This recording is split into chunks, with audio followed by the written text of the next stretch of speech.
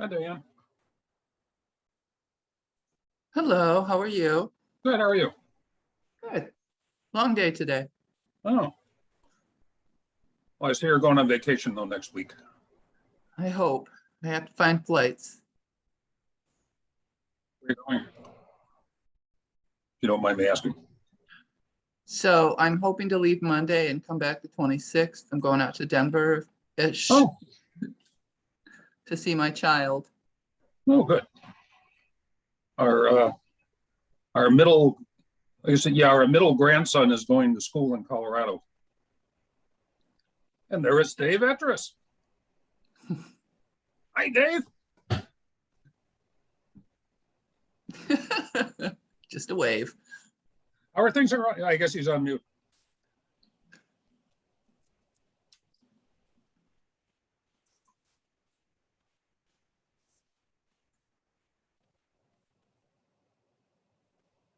No microphone. Oh.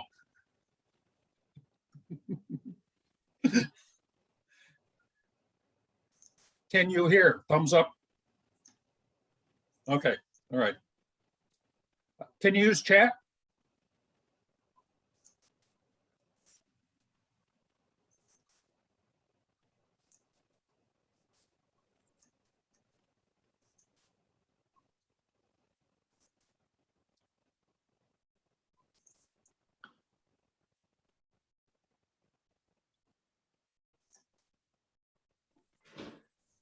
Hello. Hi, Penny. My camera is still very bizarre. That's Mitch. I don't know. It's just, Okay. this is my new computer too. Oh, So- wow. Blame it on the computer. Yeah. Congratulations. Well, the other one had a motherboard issue, and the minute he said the word motherboard, I said, no. Yeah. How But was it? I get secondhand ones, so it was not expensive. Okay. So we have Dave Etris with us, but unfortunately he doesn't have a microphone. Hi, But he David. can chat. He can chat.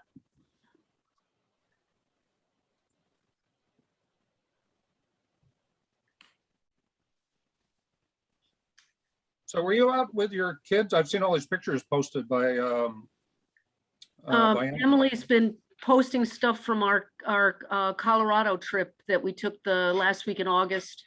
We got back just before Labor Day. So she's just getting around to putting all the pictures up, I think. I don't know. I'm not on Facebook, so I never see what everybody Your- else sees them, but I don't. I was just telling Diane, our middle grandson is out there for college. Yeah, He's at- it was he's a at the fun Colorado trip. School of Mines. Yeah, we biked at 7,000 to 8,000 feet, which was it was an adventure, but Ray had an e-bike, so he got to zoom around quite a bit. Did it take you a while to get used to the altitude? Not too much. It was noticeable. All, you know, as long as you didn't exert yourself, you didn't notice.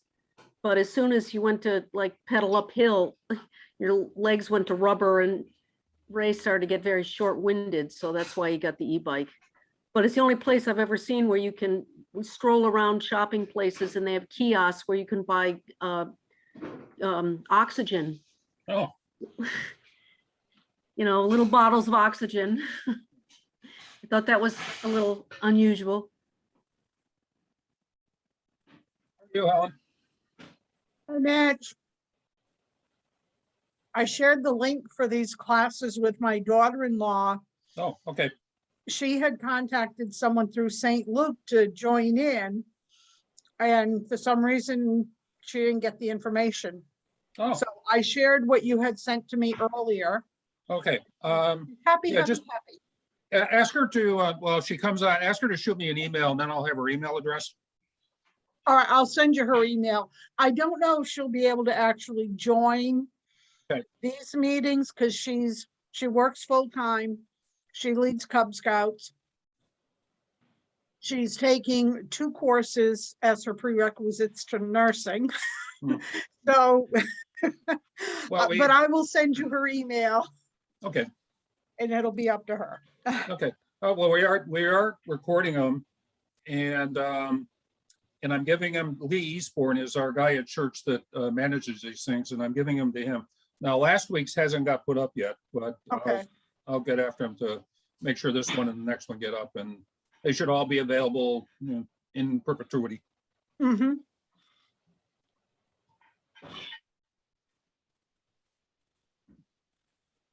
So, and Pastor Heidi is otherwise engaged, so I don't know if she'll be joining us.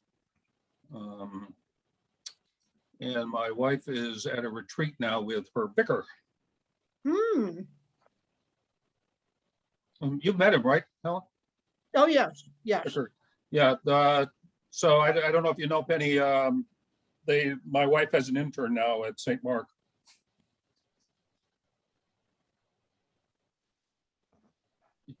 You're muted.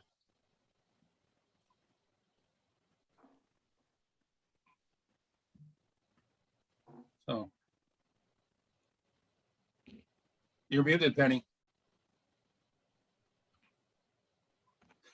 Oh, her thing is off. Her sound.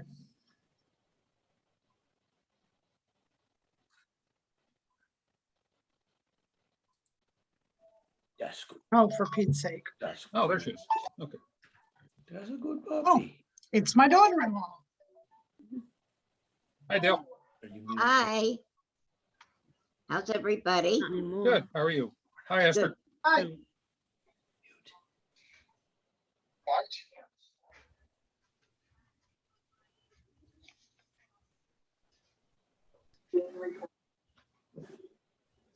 Hi, Edna. I know, Dale.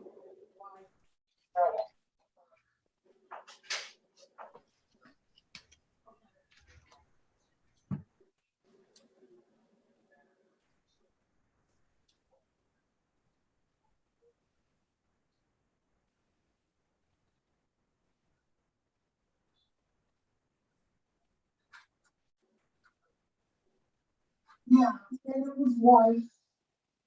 And it was just like that, it was long. Yeah. It's very nondescript. Yeah.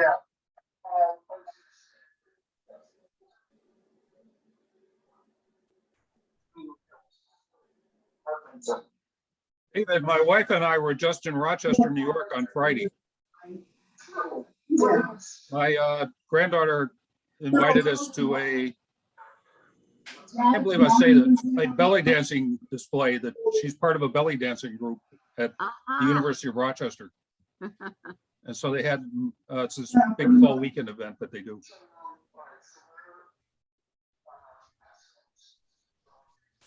But the weather was perfect. Good. I'm glad you had a good trip. We did. It was grand. Although I never thought I'd say I'm going to watch my granddaughter belly dancing, but Oh, the things our grandchildren open up to us. yeah. Well, it's important to her, so it's important to me. Right. Well, we had a grandson, he was in wrestling, of all things. Yeah. So, oh, good evening. Hi, Dale. Hi.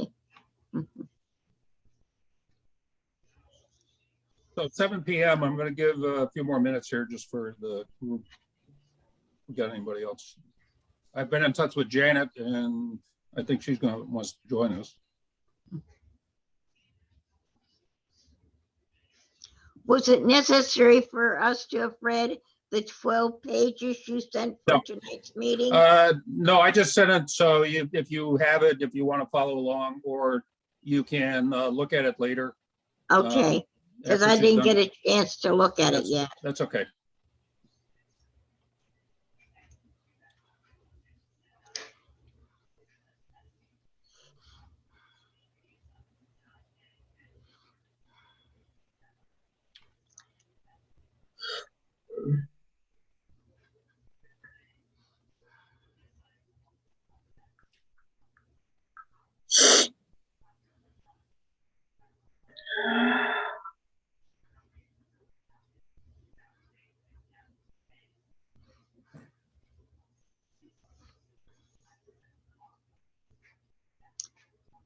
You So have, Ray, in- you should know that my wife's intern is, he was confirmed at your church. Hmm. Back in Manchester. And his confirmation teacher was Mark Winsler. Hi, Donnie. Hi, Donnie. Hello, everybody. I,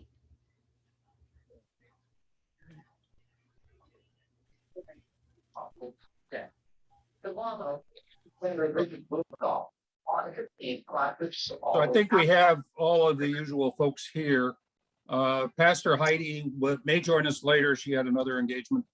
And then I have been in touch with Janet Knox, but I also know she commutes to New York. So, but she's a couple of things on the recordings. Last week's hasn't been put up yet, but I'll talk to Lee about that. And this week's will be put up as well.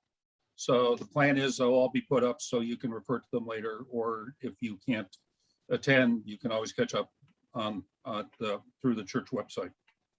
I do want to recognize that we have been joined by Dave Etris from Rochester, New York. oh, hi, Dave. His mic isn't working, so you can say what you want and he can't answer.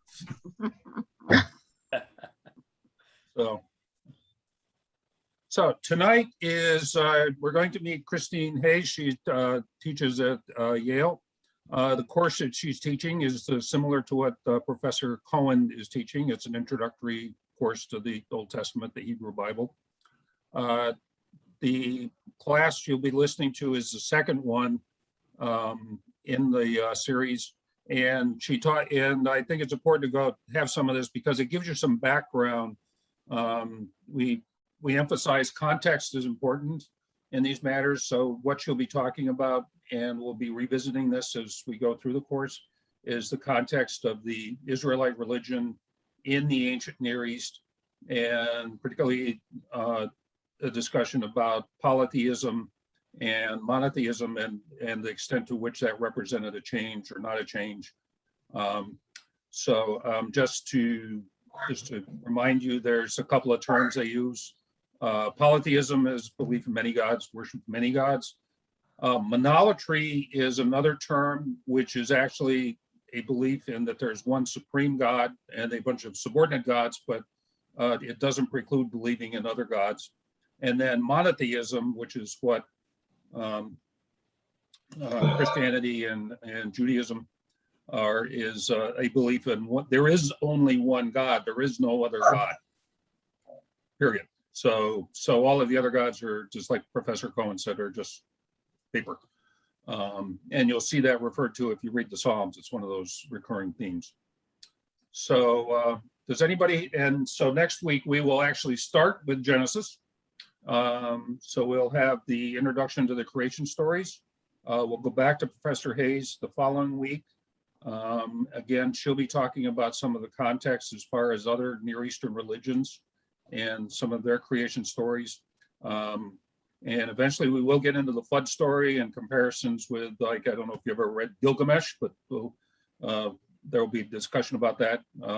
This will save you the trouble of having to read Gilgamesh.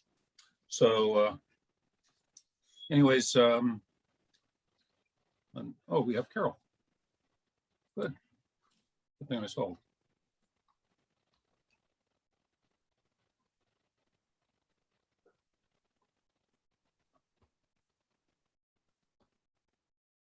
Hi Hi, there. Carol. How are you? I'm doing good. Okay. I'm eating So- a sandwich. Oh, okay.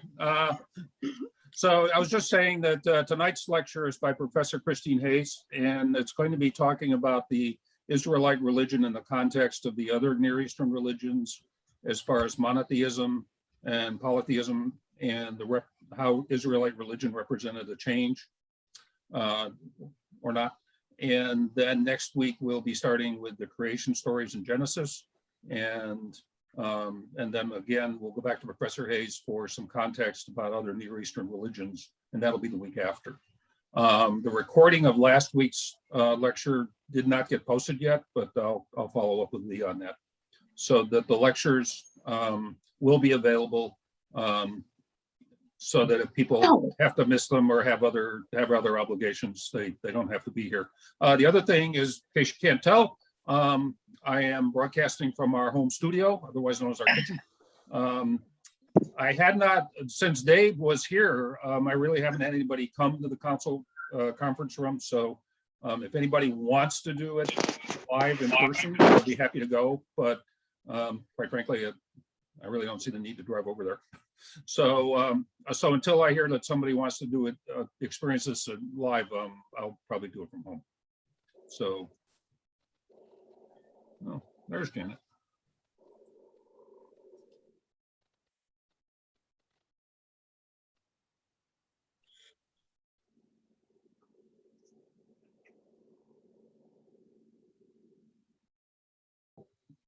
Hello, Janet.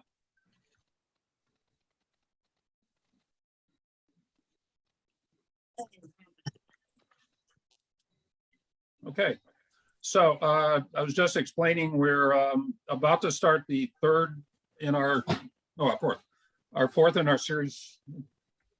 Almost kind of, you know. Anyways, this will be Professor Christine Hayes, and she'll be discussing the Israelite religion in the context of the Near East, and particularly in terms of monotheism and polytheism. Professor Cohen touched on this briefly in one of his lectures, and so this will go into more depth on that. It's worth noting that actually for his class, Professor Cohen recommended that his students watch this lecture. So, so he does regard Professor Hayes highly.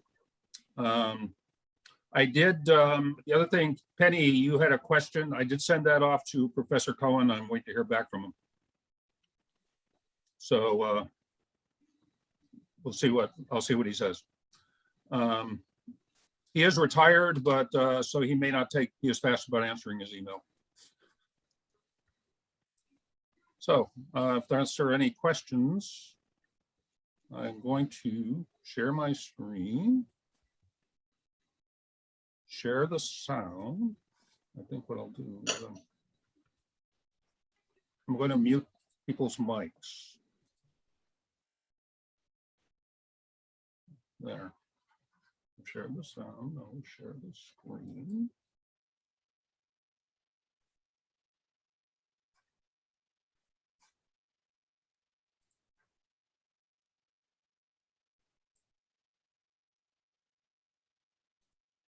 I mentioned in the opening lecture that this course is going to examine the biblical corpus from a variety of different viewpoints and take a variety of approaches: historical, literary, religious, cultural. And today we are going to begin our appraisal of the first portion of the Bible as the product of a religious and cultural revolution. The Bible is the product of minds that were exposed to and influenced by and reacting to the ideas and cultures of their day. And as I suggested in the opening lecture, comparative study of the literature of the ancient Near East and the Bible reveals the shared cultural and literary heritage at the same time that it reveals great differences between the two.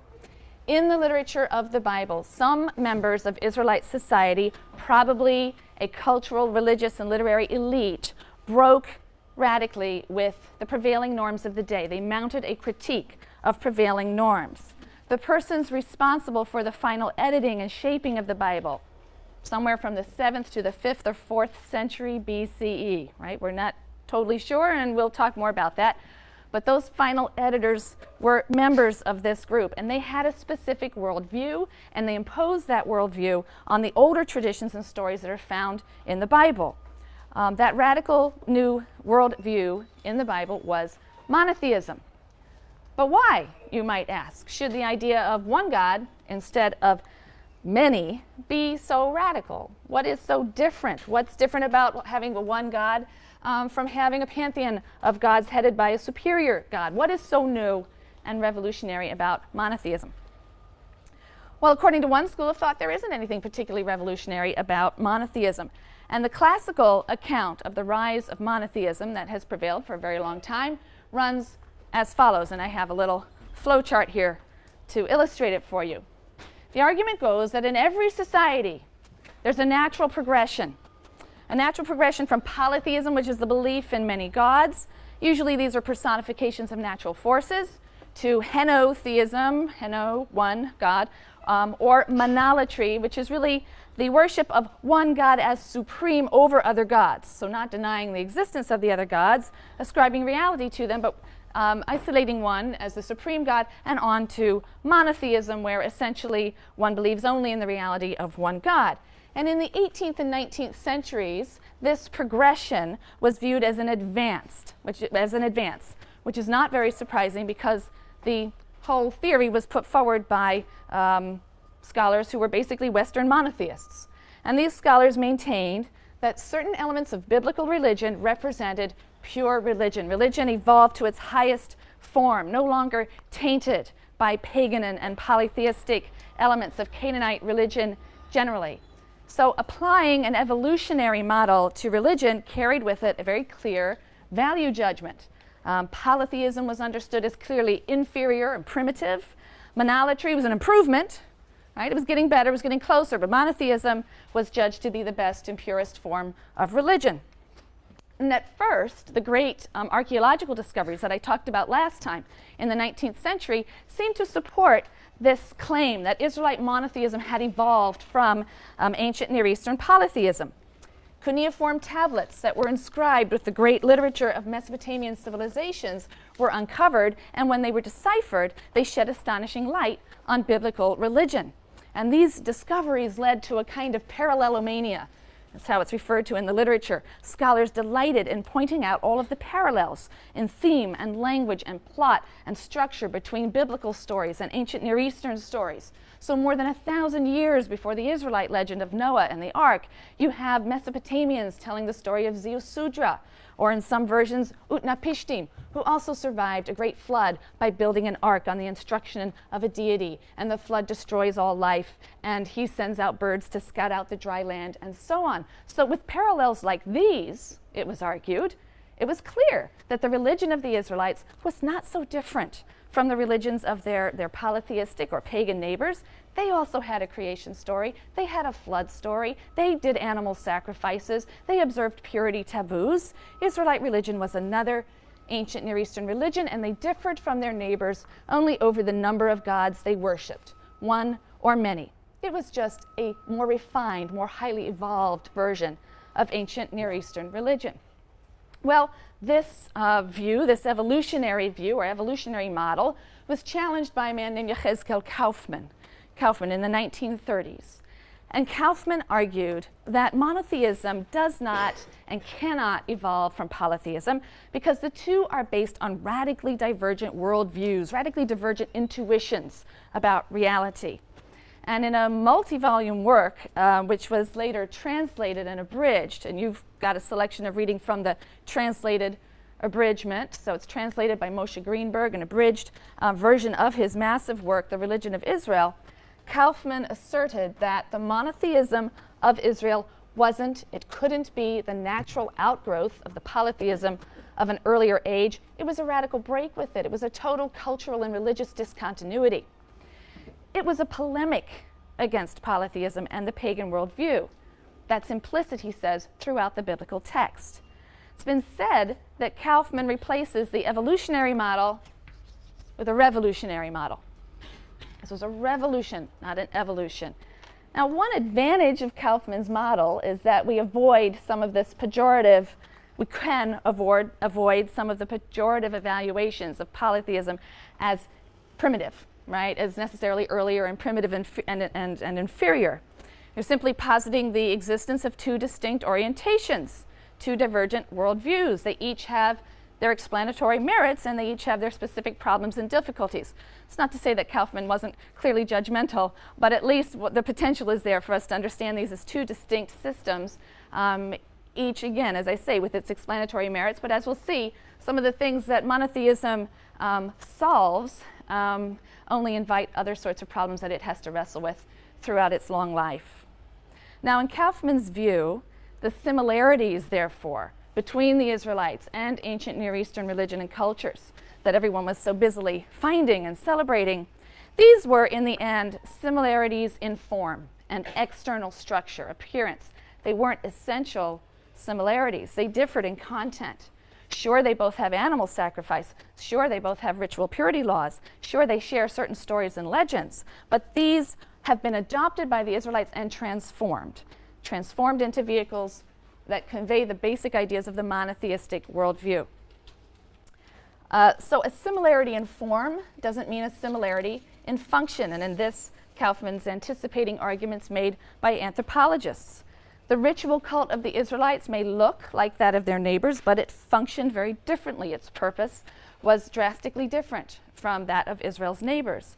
The Israelites, like their neighbors, may have set up a king over themselves, but Israelite monarchy differed from Canaanite monarchy in significant ways because of their monotheism. These are all things we will test and explore.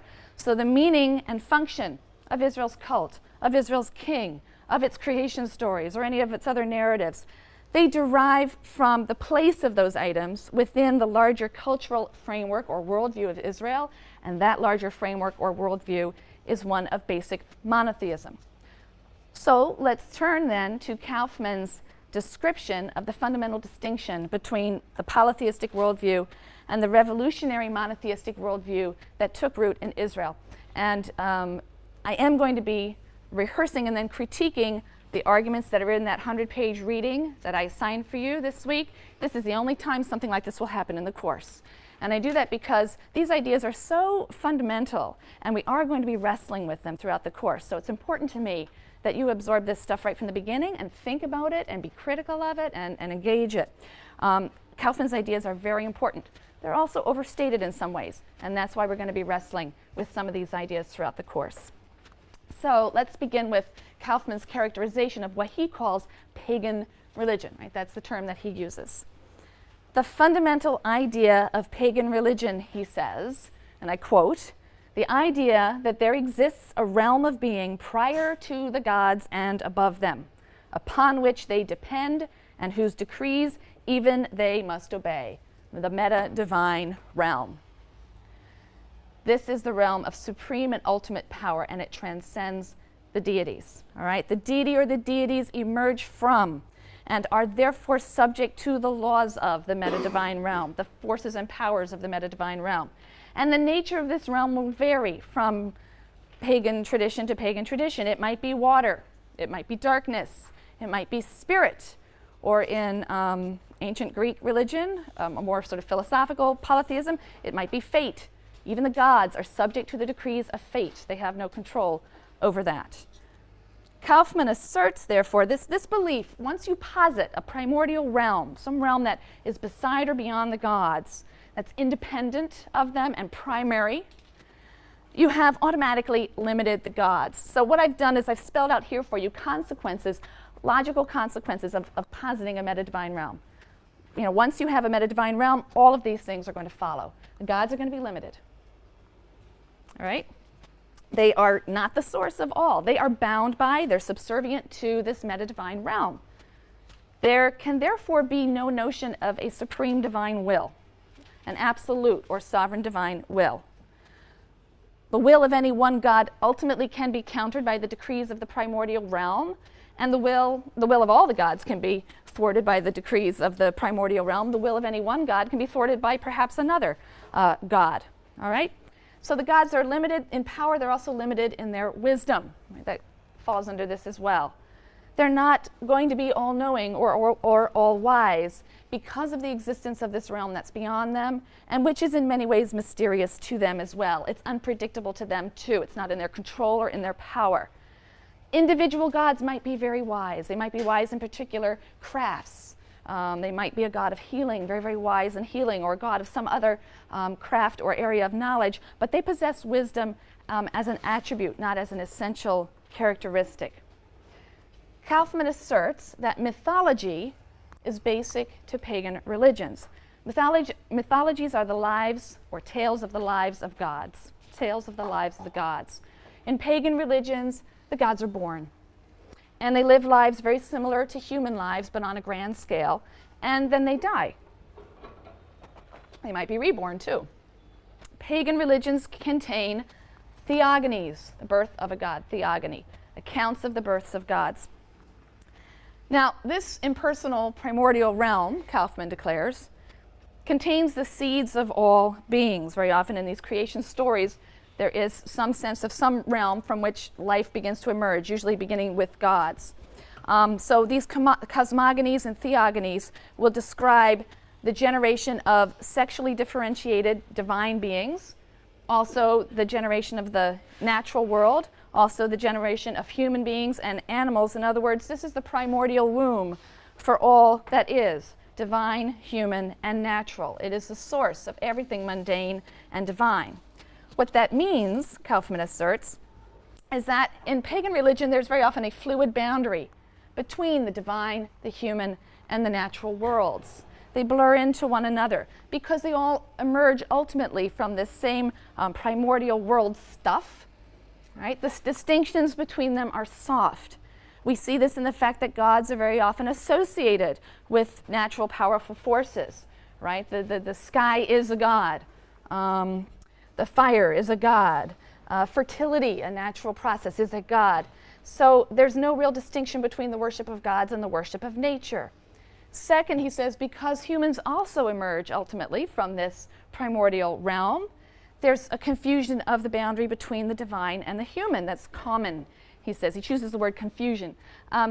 That's common in pagan religion. And so we often have in pagan religions unions between divine beings and human beings. Kaufman argues, and I quote, that the continuity between the divine and human realm is at the basis of the pagan belief in apotheosis, humans becoming gods, perhaps after death, for example, becoming immortal, or very often kings, when they ascend to the throne, become gods. Whatever power the gods have, Kaufman says, is not due to the fact that their will is absolute or their spirit is absolute. The realm that transcends the gods, this meta-divine realm, is that which has ultimate power. And the stuff of which it is made is what has ultimate power. So power is materially conceived. It inheres in certain things, in certain substances, particularly substances or materials that are deeply connected to whatever this primordial world stuff is. So if it's blood, then blood that courses through the veins of living creatures is seen to have some deep and powerful connection with the meta-divine realm, and that is where power resides. If it is water, then water will be viewed as particularly materially powerful in that particular system. So gods have power only insofar as they are connected with that primordial world stuff, a technical term that I use throughout this lecture. That means that magic is possible in such a system. Because power is materially conceived, in other words, since it is believed to inhere in certain natural substances that resemble or are connected to the primordial world stuff, that's the source of all power, then magic is possible by manipulating those material substances in certain ways. It might be clay, it might be water, it might be blood. Then whatever is believed to hold the power of this primordial life force, humans can tap into and influence the activities of the meta-divine realm. So through manipulation, magical manipulations of certain substances, they can harness, Kaufman says, they can harness these forces, these independent self-operating forces. And so the human magician is really a technician, and he can make these forces come to bear on even the gods, to coerce the gods to do his will, and so on. So magic in a pagan system, Kaufman claims, is a way of getting around the gods, circumventing the capricious will of the gods and demons, because magic is directed at the meta-divine realm, trying to tap into its powers. It's not directed at the gods. It's trying to tap into the ultimate source of power, to use that power to influence the gods in a particular way or protect oneself against the gods. Similarly, divination. Divination is an attempt to discern the future that's once again heads right to the source of power. It's not directed at the gods, unless you're hoping to use them as a medium through which to get access to the meta-divine realm. But ultimately, most divination is aimed at untapping the secrets and of the meta-divine realm and not the gods. Discerning the will of the gods is really of little use, right? Because even their will can be thwarted or overthrown by other gods or by the decrees of the meta-divine realm. The pagan cult, Kaufman claims, is a system of rites. I use the word cult, and every year people look at me and say, you know, what is cult? I don't even understand what that means. We'll learn more about cult, but it refers to a system of rites. Okay, a system of rites, and we'll be looking at the Israelite cult later. So the pagan cult, he says, is a system of rites that involves the manipulation of substances, again, blood, animal flesh, human flesh, precious metals, and so on, that are believed to have some kind of inherent power, again, because of their connection to whatever the primordial world stuff may be in that tradition. So according to Kaufman, there's always an element of magic in the pagan cult. It's seeking through these rituals and manipulations of certain substances to, again, let loose certain powers, set into motion certain forces that will coerce a god to be propitiated, for example, or calmed, or to act favorably, or to vindicate the devotees, and so on. Some of these cultic acts might be defensive or protective, so that the god cannot harm the worshiper. Many of the cultic festivals are keyed into mythology, the stories of the lives of the gods. Many of the cultic festivals will be reenactments of events in the life of the god. A battle that the god had, the death of the god. Usually in the winter, cultic rituals will reenact the death of the god, and then in spring, the rising or resurrection of the god. These are all reenactment festivals that occur very often, and it's believed that by reenacting these festivals in this cultic way, one brings magical powers into play and can in fact ensure and maintain the reemergence of life in the spring, and so it's essential for the maintenance, preservation of the world. One final and very important point, and we're going to wrestle with this quite a bit during the year. Kaufman claims, again, in the polytheistic worldview, the primordial realm contains the seeds of all being. Everything is generated from that realm, good and bad. So just as there are good gods who might protect human beings, there are also evil gods who seek to destroy both humans and other gods. Death and disease are consigned to the realm of these evil demons or these impure evil spirits, but they are siblings with the good gods. Human beings are basically powerless, he says, in the continual cosmic struggle between the good gods and the evil demons, unless they can utilize magic, divination, tap into the powers of the meta-divine realm, circumvent the gods who might be making their lives rather miserable. But what's important is that Kaufman insists that in the pagan view, evil is an autonomous demonic realm. It is as primary and real as the realm of the holy or good gods. Evil is a metaphysical reality. It is built into the structure of the universe. That's the way the universe was made. The primordial stuff that spawned all that is, spawned it good and bad and exactly as it is, and it's there and it's real. Salvation, he says, is the concern of humans. The gods aren't interested in human salvation. They're from the capricious forces and powers in the world because they're trying to save themselves. You know, the good gods are being attacked by the evil gods. The powers and decrees of the meta-divine realm are hassling them as well as anybody else. So they can't be worried about humans. They're worried about themselves. Salvation is attained through magic or Gnostic means. Gnosticism refers to knowledge of secrets that can in some way liberate one from the regular rules. And so as long as one can somehow circumvent the gods, tie oneself into the powers of the meta-divine realm to be beyond the reach of the demons and the capricious gods who make life on earth a misery, that is the path for salvation. So Kaufman says that the pagan worldview is one of an amoral universe. It's somewhere around here. There we go, amoral universe. Not a moral universe, not an immoral universe, but an amoral universe. It is morally neutral. There are gods who are legislators and guardians of social order and justice, but their laws aren't absolute. They can be leveled by the decrees of the supreme meta-divine realm. And since the knowledge and wisdom of each god is limited, Morality can be defined as what a particular God likes or desires, and that may be different from what another God likes or desires, and there's no absolute morality then. And it's that picture of the universe, Kaufman wants to argue, that is challenged by the monotheistic revolution, again, right, he sees this as a revolution of ancient Israel. So according to Kaufman, the fundamental idea of ancient Israelite writing, which receives no systematic formulation, but permeates the entire Bible, in his view, is a radically new idea of a God who is himself the source of all being, not subject to a meta-divine realm. There's no transcendent cosmic order or power. He does not emerge from some pre-existing realm, and therefore he is free of all of the limitations of myth and magic. We'll go through these one by one, but a God whose will is absolute and sovereign. All right? So what then are the implications of the elimination of this meta-divine realm?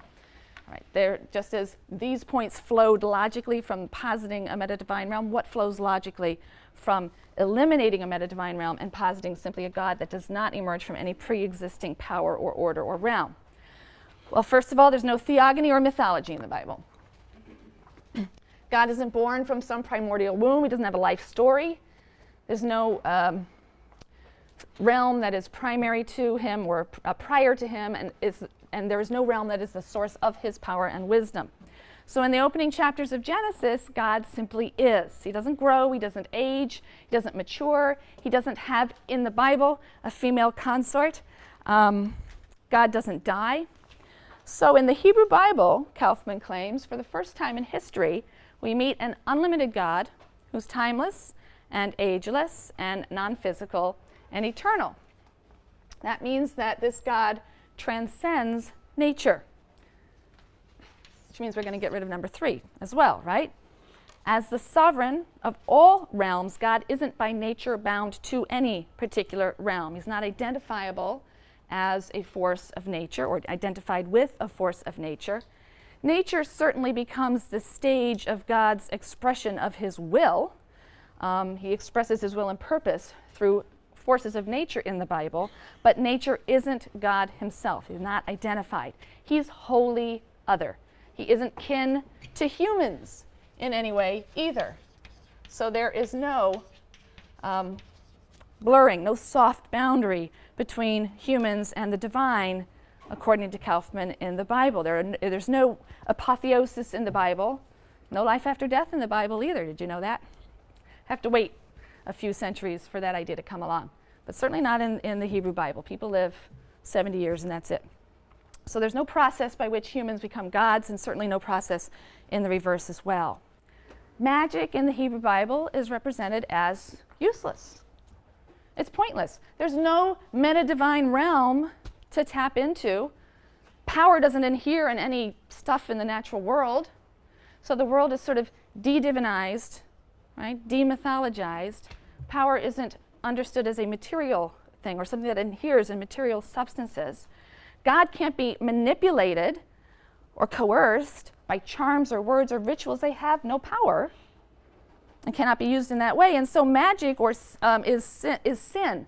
Magic is sin or rebellion against God because it's predicated on a whole mistaken notion of God having limited power. There are magical conceptions throughout the Bible. You're going to run into them.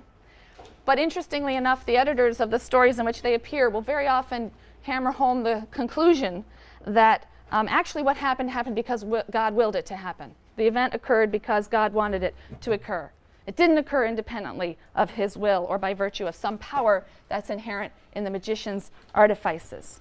So Kaufman argues that magic in the Bible is recast as a witness to God's sovereignty, God's power. And they're stripped, magical actions are stripped of their autonomous potency.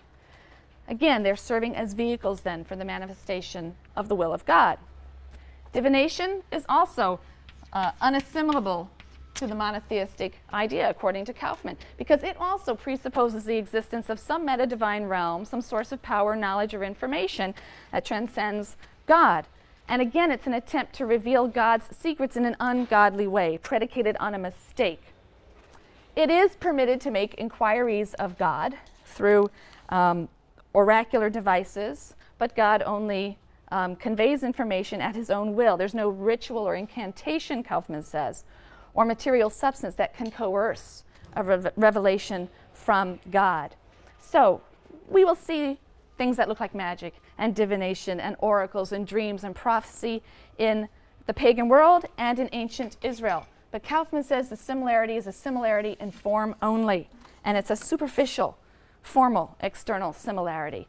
Each of these phenomena, he says, is transformed by the basic Israelite idea of one supreme transcendent God, whose will is absolute, and all of these things relate to the direct word and will of God. They aren't recourse to a separate science or lore or body of knowledge or interpretive craft that calls upon forces or powers that transcend God or are independent of God. By the same token, the cult, Kaufman says, has no automatic or material power. It's not just sort of a place where certain kinds of magical coercive acts happen. The cult isn't designed to service the material needs of God either.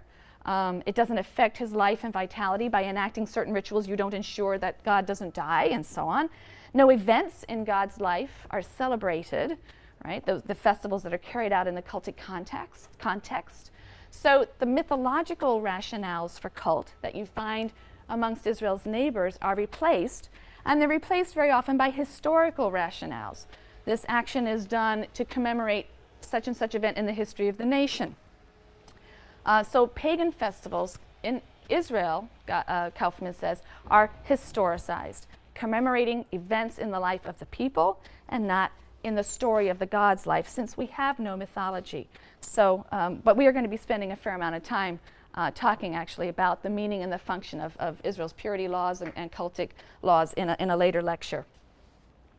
Now, since God is himself the transcendent source of all being, and since he is good, in a monotheistic system, there are no evil agents that constitute a realm that opposes God as an equal rival. No divine evil agents. Again, in the pagan worldview, the primordial womb spawns all sorts of beings, all kinds of divinities, good and evil, that are in equal strength. They're sort of locked in this cosmic struggle. But in the Israelite worldview, if God is the source of all being, then there can't be a realm of supernatural beings that do battle with him. There's no room for a divine antagonist of the one supreme God, which is leading us down here to this point, that sin and evil are demythologized in the Hebrew Bible. And that's very interesting. It's going to lead to a lot of interesting things. It's also going to create a really huge problem for monotheistic thought they're going to struggle with for centuries and actually still do struggle with today.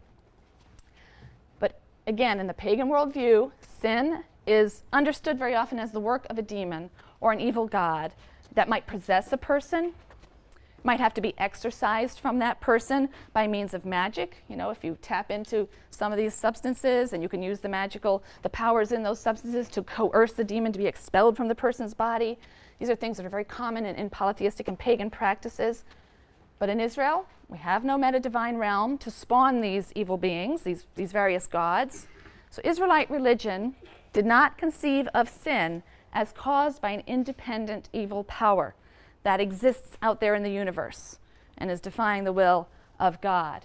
Instead, evil comes about as a result of the clash of the will of God and the will of humans who happen to have the freedom to rebel. There's nothing inherently supernatural about sin. It's not a force or a power built into the universe. Kaufman is claiming, therefore, that in Israel, evil is transferred from the metaphysical realm, built into the physical structure of the universe, to the moral realm. I've put it up here for you. Evil is a moral and not a metaphysical reality. It doesn't have a concrete, independent existence. And that means that human beings, and only human beings, are the potential source of evil in the world. Responsibility for evil lies in the hands of human beings. In the Hebrew Bible, no one will ever say, the devil made me do it. There is no devil in the Hebrew Bible. That's also the invention of a much later age. And that is an important and critical ethical revolution. Evil is a moral and not a metaphysical reality. You had a... But what about when Eve is tempted by the serpent? Great, that's what you get to talk about. Wonderful question. Well, what about when Eve is tempted by the serpent? Who is this serpent? What is he doing? What's going on? What is Kaufman claiming? Okay, that's exactly the kind of stuff that should be popping into your head. Huh, what about? Okay, and in section, you're going to be discussing exactly that story. Okay, and that's one of those texts. And in a minute, if I haven't at the end of the lecture, ask again if I haven't kind of gotten to part of an answer to your question. Okay? But again, this emphasis on evil as a moral choice. Think of Genesis 4, where God warns Cain, who's filled with anger and jealousy and is thinking about doing all kinds of horrible things to his brother. And God says, sin crouches at the door, its urges toward you, yet you can be its master. Right? This is a question of moral choice. Final point then is, we're not going to talk about salvation right now, but we're going to talk about the fact that the only supreme law is the will of God. Because God is a creator God rather than a created God, he's imposed an order upon the cosmos. And so the pagan picture of an amoral universe of just competing powers, good and evil, Kaufman says, is transformed into a picture of a moral cosmos. The highest law is the will of God, and that imposes a morality upon the structure of the universe. So in sum, Kaufman's argument is this. Israel conceived of the divine in an entirely new way. Israel's God differed from the pagan gods in his essential nature. The pagan gods were natural gods. They were very often associated with blind forces of nature, with no intrinsic moral character, he says. And the God of Israel was understood to transcend nature. And his will was not only absolute, it was absolutely good and moral. A lot of people say, well, in a way, didn't we just rename the meta-divine realm God? No, because the difference here is that it's posited not only that this God is the only power, but that he is only good. And that was not the case with the meta-divine realm, right? That was a morally neutral, but there's a moral claim that's being made by the writers of the Hebrew Bible about this supreme power, this God. God is depicted as just, compassionate. Morality, therefore, is perceived as conforming to the will of God. And there are absolute standards, then, of justice and reverence for life. Now, Kaufman says God is demythologized, but even though he's demythologized, he's not rendered completely impersonal. He's spoken of anthropomorphically, so that we can capture his interaction with human beings. This is the only way, Kaufman says, you can write in any meaningful sense about the interaction between God and humanity. So he has to be anthropomorphized. But the interaction between God and humans, he says, happens not through nature, but through history. God is not known through natural manifestations. He's known by his action in the world in historical time and his relationship with a historical people. I just want to read you a few sentences from an article Kaufman wrote, a different one from the one that you read. But it sums up his idea that there's an abyss that separates monotheism and polytheism. And he says that it would be a mistake to think that the difference between the two is arithmetic, that a polytheistic tradition in which there are 10 gods is a lot more like monotheism than a polytheistic tradition in which there are 40 gods, because as you get smaller in number, it gets closer to being monotheistic. He says the pagan idea, and I quote, does not approach Israelite monotheism as it diminishes the number of its gods. The Israelite conception of God's unity entails his sovereign transcendence over all. That's the real issue. It rejects the pagan idea of a realm beyond the deity, the source of mythology and magic. The affirmation that the will of God is supreme and absolutely free is a new and non-pagan category of thought. That's in an article in The Great Ages and Ideas of the Jewish People. And he goes on again to say that this affirmation isn't stated dogmatically anywhere, but it pervades Israelite creativity, biblical texts. He also asserts that the ideas kind of developed over time, but that basically there was a fundamental revolution and break, and then more within that there was some development of some of the latent potential of that idea. So, which is it? Right? Which is part of the question that came from over here. You have on the one hand the claim that Israelite religion is essentially continuous, with ancient Near Eastern polytheism. It's merely limiting the number of gods worshipped to one, but it houses that god in a temple. It offers him sacrifices and so on. And then on the other hand, we have Kaufman's claim that Israelite religion is a radical break from the religions of the ancient Near East. Well, the value of Kaufman's work, I think, lies in the insight that monotheism and polytheism in the abstract, now I'm not sure they exist anywhere in the world, but in the abstract are predicated on divergent intuitions as systems. They do seem to describe very different worlds. And therefore, as a system, the difference between Israel's God and the gods of Israel's neighbors was not merely quantitative, it was qualitative. There's a qualitative difference here. However, when you read his work, it's clear that he often has to force his evidence and force it rather badly. And it's simply a fact that practices and ideas that are not strictly or even strongly monotheistic do appear in the Bible. So perhaps those scholars who stress the continuity between Israel and her environment are right after all. And this impasse, I think, can be resolved to a large degree when we realize that we have to make a distinction between, well, let's do it this way first. We're going to talk about a distinction between the actual, I hate to say that as if I can somehow show you a snapshot of what people did 3,000 years ago, but between the actual religious practices and beliefs of the actual inhabitants of Israel and Judah. We're going to call that Israelite Judean religion. You know, what somebody back in the year 900 BCE might have done when they went to the temple, and what they might have thought they were doing when they went to the temple. Because I'm not sure it was necessarily what the author of the book of Deuteronomy says they're doing when they go to the temple. All right, so there's a difference between what actual people, inhabitants of Israel and Judah, did, we'll call that Israelite Judean religion, and the religion that's promoted, or the worldview, prefer that term, that's being promoted by the later writers and editors of biblical stories who are telling the story of these people. We'll call that biblical religion, the religion or the worldview that we can see, you know, emerging from many biblical texts. That distinction is found in an article in your Jewish Study Bible, an article by Stephen Geller. You're going to be reading that later on in the course. But be aware of that distinction and that article. What second millennium Hebrews and early first millennium Israelites or Judaites actually believed or did is not always retrievable, in fact, probably not retrievable to us. We have some clues. But in all likelihood, Hebrews of an older time, the patriarchal period, the second millennium BCE, they probably weren't markedly different from many of their polytheistic neighbors. Archaeology would suggest that in some ways that's true. We do find evidence in the Bible, as well as in the archaeological record, of popular practices that are not strictly monotheistic. The worship of little household idols, right? Local fertility deities, for example. Most scholars conjecture that ancient Israelite Judean religion, the practices of the people in the kingdoms of Israel and Judah in the first millennium BCE, it was maybe monolatrous. They might have promoted the worship of one God, Yahweh, without denying the existence of other gods, and still kept their little idols and fertility gods, or engaged in various syncretistic practices. It was probably monolatrous rather than monotheistic, really asserting the reality of only one God.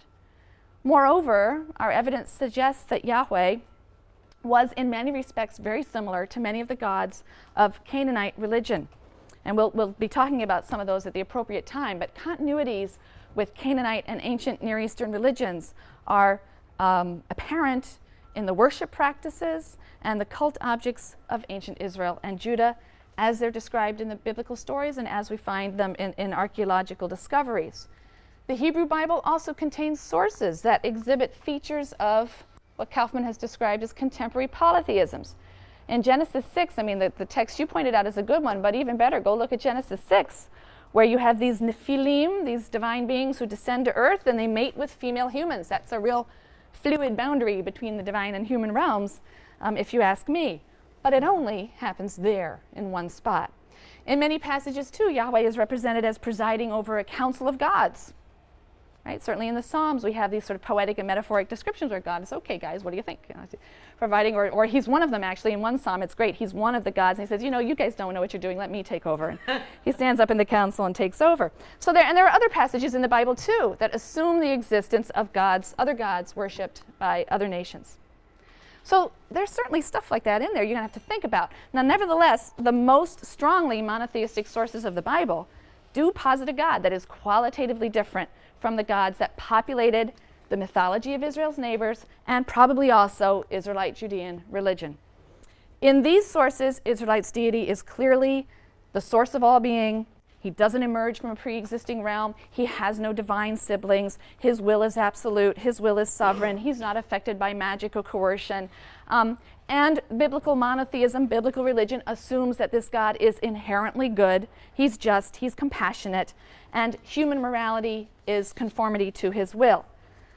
Because certain texts of the Bible posit this absolutely good God who places absolute moral demands on humankind, biblical monotheism is often referred to as ethical monotheism. So it's a term that you'll see quite a bit.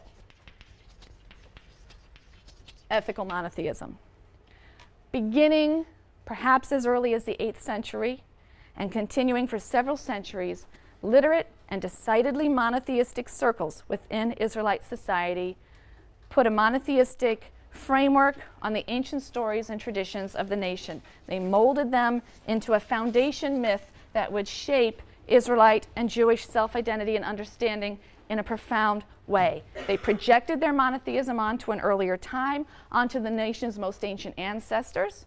Israelite monotheism is represented in the Bible as beginning with Abraham.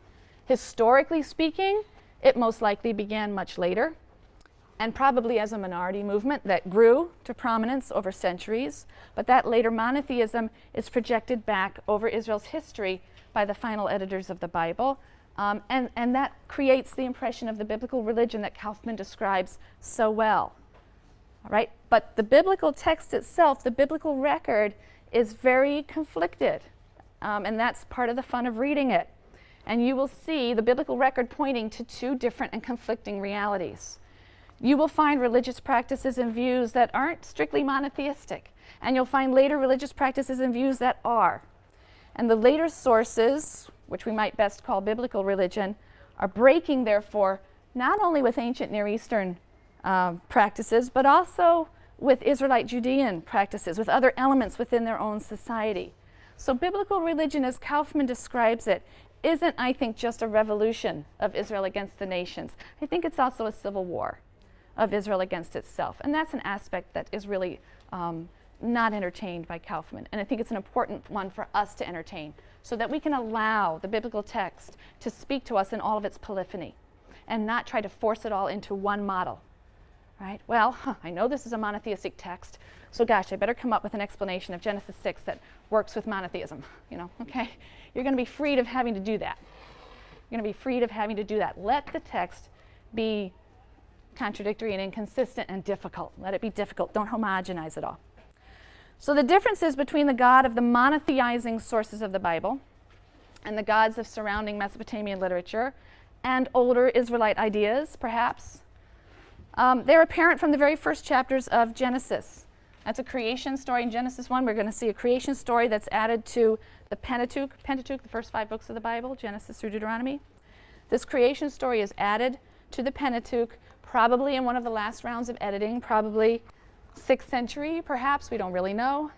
But Genesis 1 is a very strongly monotheistic opening to the primeval myths that are then contained in the next 10 chapters of Genesis. So next time we're going to start with a close reading and examination of Genesis 1 through 4. We're going to read these stories with an eye to Israel's adaptation of Near Eastern motifs and themes to sort of monotheize those motifs and themes and express a new conception of God and the world and humankind.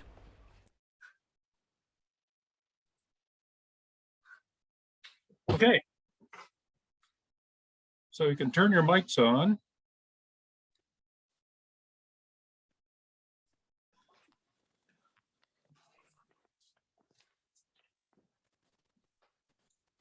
With very good protein or very much sugar and nutrients to support you now.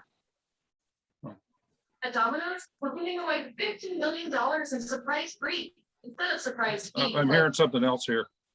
You order delivery online. So, so I guess first question, did everybody hear that clearly and see it? Yeah, Mitch, I got a question. Yeah. Is it only in Genesis where God is good? Because of my limited knowledge, as we go on in Judaism, God is at times very mean.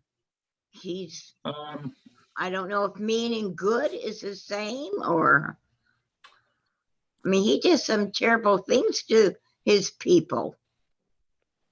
Right, and those are, okay, hold that question, I think, because I guess how God is perceived is really the whole question about the scripture. Right. I mean, I don't think God is only good in Genesis. I think what you said is true, is that God appears to either do terrible things or command the Israelites to do terrible things. I mean, and we'll get into this when we talk about Judges, Joshua and entering into the land of Canaan. It appears that God commands that the Israelites commit genocide. There's more to that story, and we'll get into that. But the question is, you know, there's really two images. You know, God appears in several ways. So I think that's, and I think that's true throughout the Bible. I mean, throughout, for instance, throughout Exodus, we see God, you know, getting mad at the Israelites for whatever reason, and then we see him then showing mercy frequently because Moses persuaded God to show mercy. You know, it's kind of like the analogy people use that they're like, they get to be like this old married couple that are bickering over what their kids are doing. But I think one of the things that one can see through the Hebrew Bible is also God's mercy. Okay. So I think, but there's definitely what they're, you know, and one of the things that any religion tries to do is really explain why do awful things happen to us when there seems to be no fair reason, like in the book of Job.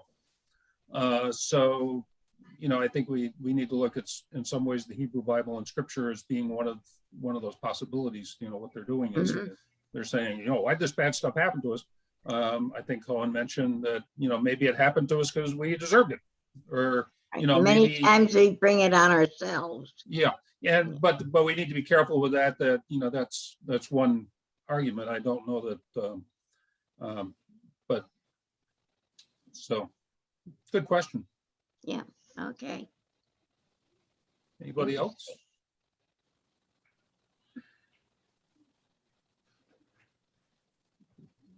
Your lips are moving, Carol, but I can't hear you.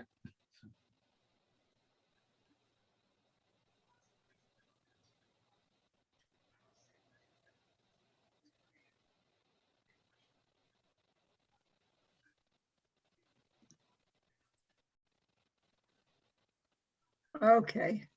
Okay, you're on Okay, mute. here I am. I feel this was really jam-packed with ideas and